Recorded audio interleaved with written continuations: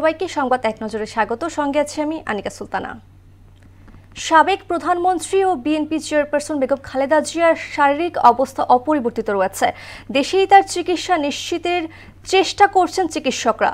বেগম জিয়ার শারীরিক অবস্থা দেখতে সোমবার বিকেল 4টার দিকে এভারকেয়ার হাসপাতালে যান তার পুত্রবধূ ডাক্তার জুবাইদা রহমান। এদিকে বিএনপি চেয়ারপারসনের জন্য আজও হাসপাতালের সামনে ভিড় করেন উৎসুক জনতা। উন্নত চিকিৎসার জন্য বিএনপি চেয়ারপারসন খালেদা জিয়াকে লন্ডনে নিতে ভাড়া করা এয়ার অ্যাম্বুলেন্সটি আজ আসছে না।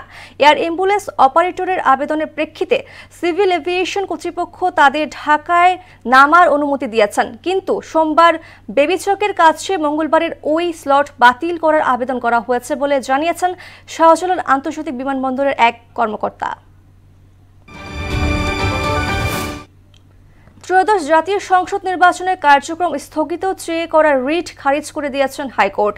এর আগে নির্বাহী বিভাগ থেকে নির্বাচন কমিশনের সচিব, রিটার্নিং কর্মকর্তা ও সহকারী রিটার্নিং কর্মকর্তা নিয়োগ, অবৈধ ঘোষণা এবং ইলেকটোরাল সার্ভিস কমিশন গঠনের নির্দেশনা চেয়ে গত 3 ডিসেম্বর হাইকোর্টের সংশ্লিষ্ট শাখায় রিট পিটিশনটি দায়ের করা হয়।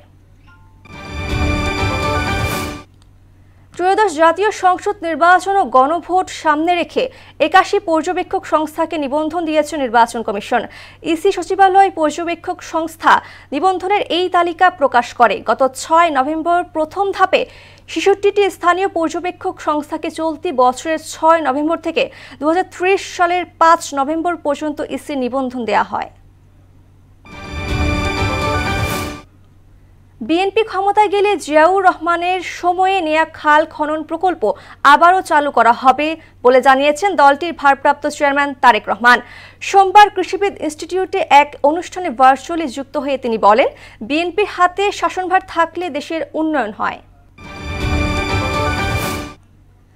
আজ মাঠে গড়াচ্ছে বাংলাদেশ ফেডারেশন কাপ টুর্নামেন্টের খেলা। দুপুর 2:30টায় কুমিল্লার শহীদ ধীরেন্দ্রনাথ দত্ত স্টেডিয়ামে ব্রাদার্স ইউনিয়নের প্রতিপক্ষ হয়ে খেলতে নামবে ঢাকা আবাহনী। আসরে জয় দিয়ে যাত্রা শুরু করা আকাশী নীলরা নিজেদের দ্বিতীয় ম্যাচটিতেও জয়ের ধারা অব্যাহত রাখতে চায়। এই ছিল সংবাদ এক নজরে। সব শেষ খবর সবার আগে জানতে মোহনার সাথেই থাকুন। এতক্ষণ সঙ্গে থাকার জন্য ধন্যবাদ সবাইকে।